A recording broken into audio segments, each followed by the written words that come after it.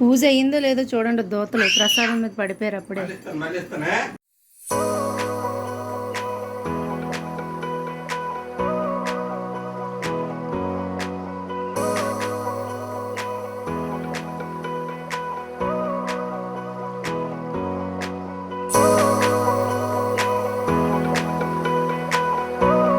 మా చిట్టి తల్లికి స్కూల్లో ఇచ్చిన వినాయకుడు, చిట్టి వినాయకుడు నేను ఇలా డెకరేట్ చేసుకున్నాను అనమాట.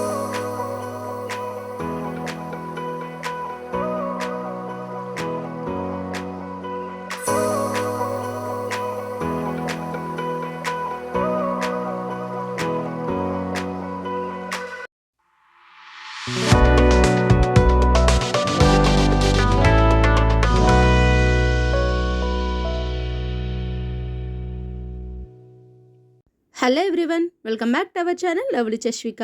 ఆల్రెడీ థంబ్నెయిల్ చూసారు కదా. వీడియో ఏంటి అంటే మా ఇంట్లో వినాయకుడు పూజ ఎలా చేసుకున్నామని చెప్పేసి ఈ వీడియోలో అయితే ఉంటుంది. ఈ వీడియోని ఎక్కడ స్కిప్ చేయకుండా లాస్ట్ వరకు చూసేయండి.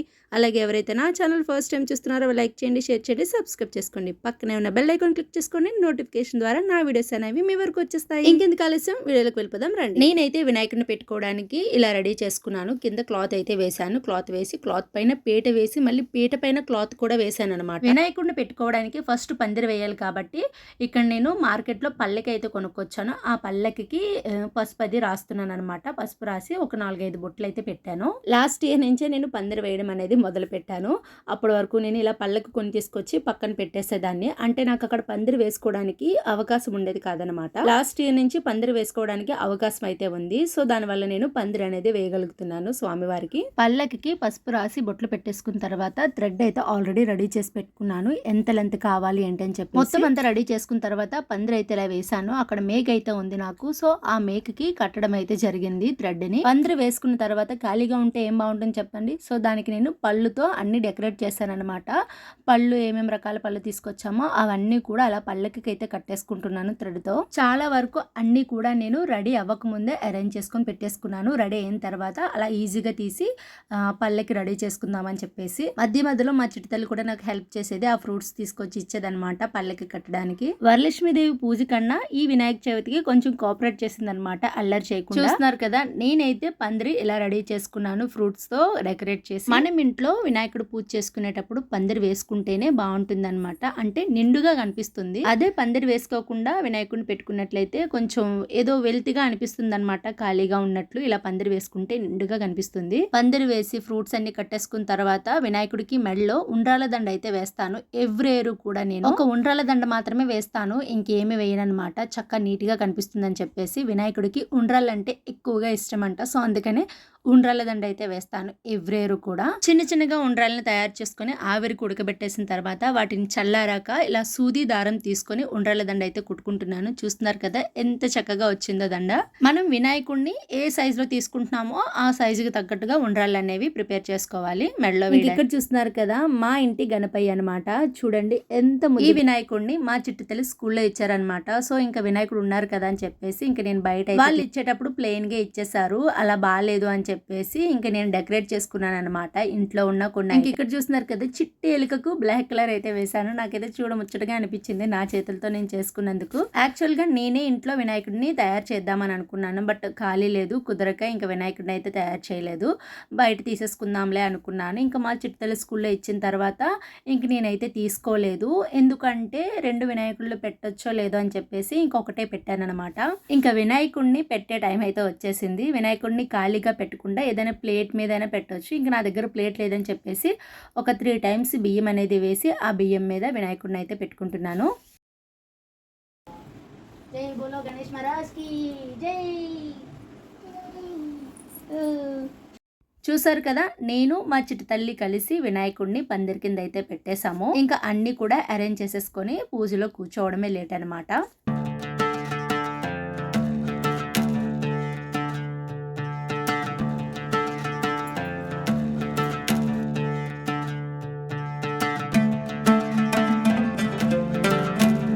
మెడలో వేసుకోవడానికి ఉండ్రాళ్ళ దండ అయితే రెడీ చేశాను కదా, ఉండ్రాళ్ళ దండ అయితే వినాయకుడి మెడలో వేస్తున్నాను అనమాట. ఇంకెక్కడ నేను వినాయకుడి కోసం ఏమేమి ప్రసాదాలు ప్రిపేర్ చేశానో చూసేద్దాం రండి. వినాయకుడికి ఇష్టమైన ప్రసాదం బూర్లు అయితే ప్రిపేర్ చేశాను. ఫస్ట్ టైం అనమాట నేను ఈ ప్రసాదం బూర్లు ఇంట్లో ప్రిపేర్ చేయడము.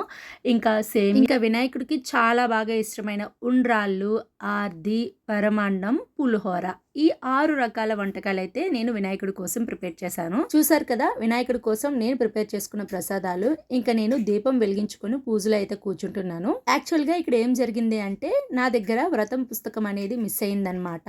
ఎవ్రీ ఇయర్ కూడా నేను బుక్ అనేది చదువుకుంటాను, బట్ ఈ ఇయర్ చదువుకునే టైంకి బుక్ అయితే కనిపించలేదు. ఉంది కదా అన్న ధీమాతో బయటకు వెళ్ళినప్పుడు కొనుక్కోవడం కూడా మర్చిపోయాను. ఇంకా పూజ టైంలో బుక్ కోసం వెతుకుతుంటే కనిపించలేదన్నమాట. ఇంకా చేసేది ఏమీ లేక ఫోన్లో మంత్రాలు అనేవి పెట్టుకున్నాను. ఈ యూట్యూబ్ వచ్చిన తర్వాత దేనికి కొరత అనేదే లేదు కదా. మనకి ఏదైనా తెలిసినా తెలియకపోయినా యూట్యూబ్ ఆన్ చేస్తే ప్రతిదీ వచ్చేస్తుంది కాబట్టి ఆ ధీమాతో నేను యూట్యూబ్ ఆన్ చేసుకొని అందులో పంతులు గారు పూజ అనేది చేస్తున్నారనమాట, వినాయకుడి పూజ. సో దాని ప్రకారము ఆ మంత్రాలు ఫాలో అవుతూ ఇంట్లో నేనైతే పూజ చేసుకున్నాను. ఎవ్రీ ఇయర్ నేను ఇంట్లో బుక్ చదువుతూ చేసుకునే పూజ కన్నా ఇలా పంతులు గారు పూజ చేయిస్తూ చేసుకునే విధానం చాలా అంటే చాలా బాగా నచ్చింది. ఎవ్రీ ఇయర్ చేసుకునే పూజ కన్నా ఈ ఇయర్ చాలా బాగా చేసుకున్నాను. మనస్ఫూర్తిగా చేసుకున్నట్లు అనిపించింది అనమాట. ఎందుకంటే నా చేతులతో ప్రతిదీ నేను చేసుకుంటున్నాను కాబట్టి.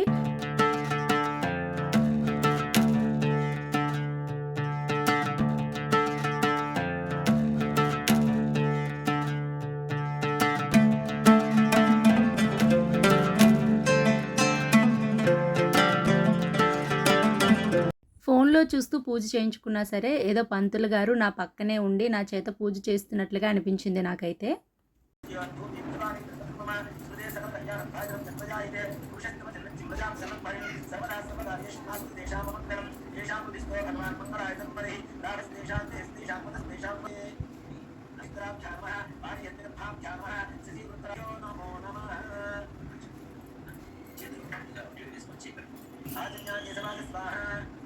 ఓం నారాయణాయ స్వాహ, ఓం మాధవాయ స్వాహ,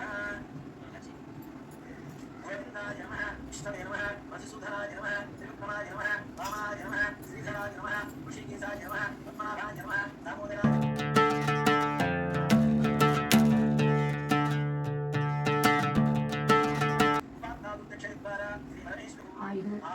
ఆరోగ్య, ఐశ్వర్య, అభివృద్ధి, సిద్ధ్యర్థం, ధర్మ, అర్థ, కామ్య, మోక్ష, చతుర్విధ ఫల పురుషార్థ సిద్ధ్యర్థం, ఇహలోకే ఇంద్ర సమాన మహేశ్వర్య.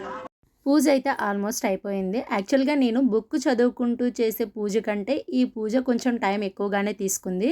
ఒక 1.5 అవర్ అయితే పట్టింది అనుకుంటాను. పూజ అయితే అయిపోయింది. ఇంకా వినాయకుడిని ఎందుకు పూజించుకుంటాము దేనికి అని చెప్పేసి కథ కూడా చెప్పారు. ఆ కథ కూడా వినేసిన తర్వాత లాస్ట్లో స్వామివారికి కొబ్బరికాయ కొట్టి హారతి అయితే ఇచ్చేసాను.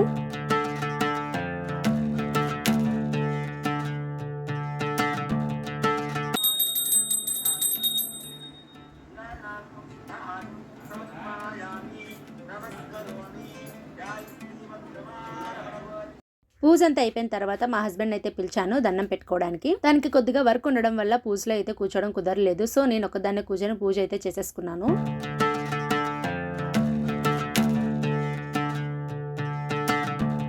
ఇంకిక్కడ మా చిట్టతల్ని చూసారా, డ్రెస్ వేస్తుంది తీస్తుంది. లాస్ట్కి మళ్ళీ పూజ అంతా అయిపోయిన తర్వాత మమ్మీ నేను రెడీ అయ్యాను అని అయితే చెప్తుంది నాకు. నేనైతే ఈ ఇయర్ పూజ చాలా అంటే చాలా బాగా చేసుకున్నానండి. లాస్ట్ ఇయర్ కన్నా ఈ ఇయర్ ఇంకా బాగా అయింది పూజ. ఇక్కడ నేను వినాయకుడి కోసం ఇష్టమని చెప్పేసి ఒక ఐటెం అయితే తీసుకున్నాను. దాన్ని పూజలో పెట్టడం అయితే మర్చిపోయాను. మళ్ళీ గుర్తుకొచ్చి పూజలో అయితే పెట్టాను. చూస్తున్నారు కదా ఈ వైట్ కలర్ అదే అన్నమాట. అది కొబ్బరి చెట్టుకి కాస్తుందట. సో మార్కెట్లో అమ్ముతున్నారు, వినాయకుడికి పెడతారని చెప్పేసి అందరూ తీసుకుంటుంటే నేను కూడా తీసుకున్నాను. పూజ అయిందో లేదో చూడండి, దోతలు ప్రసాదం మీద పడిపోయారు అప్పుడే.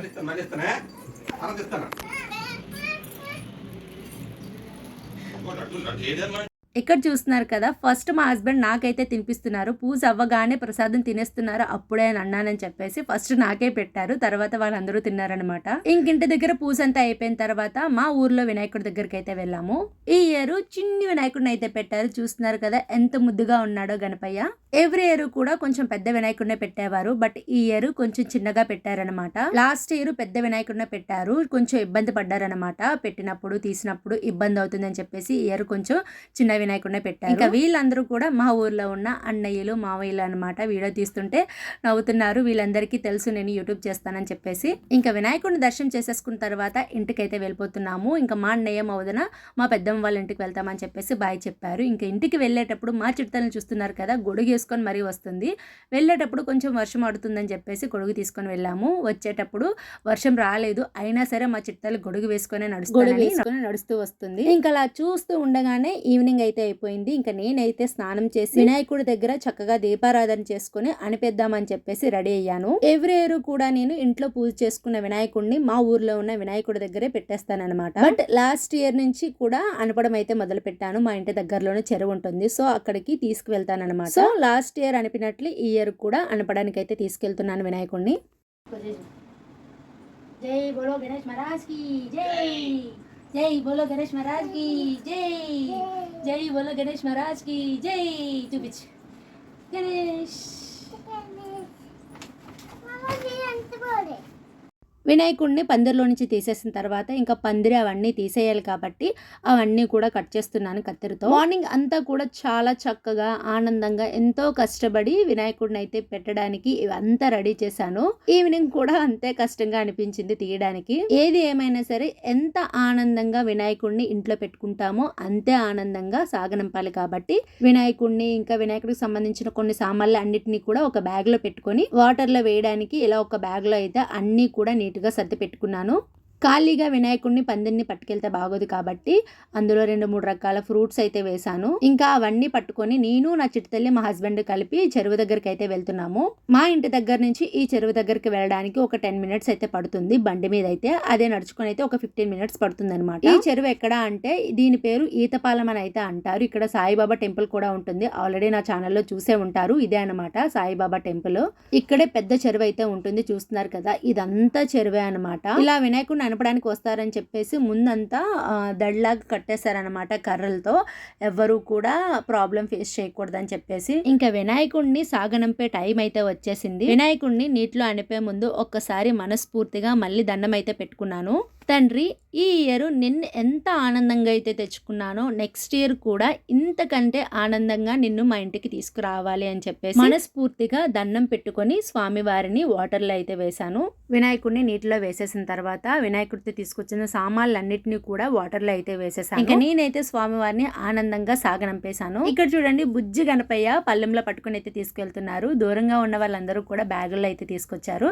దగ్గరగా ఉన్న వాళ్ళందరూ కూడా పళ్ళల్లో స్వామివారిని మోసుకొని అయితే తీసుకొస్తున్నారు. సో చూసారు కదా, ఈ ఇయర్ నేనైతే మా ఇంట్లో వినాయకుడి పూజ ఇలా అయితే సెలబ్రేట్ చేసుకున్నాను. మీ ఇంట్లో మీరందరూ కూడా ఎలా సెలబ్రేట్ చేసుకున్నారు కామెంట్ సెక్షన్ లో కమెంట్ చేసేయండి. ఇంకొక మంచి వీడియోతో మళ్ళీ నేనైతే ముందుకు వచ్చేస్తాను. అప్పటి వరకు నా ఛానల్ ఎలాగే సపోర్ట్ చేయండి. వీడియోని చూసిన తర్వాత లైక్ చేయడం మాత్రం మర్చిపోకండి. అలాగే ప్లీజ్ సబ్స్క్రైబ్ చేసుకోండి. Thank you for watching. Bye.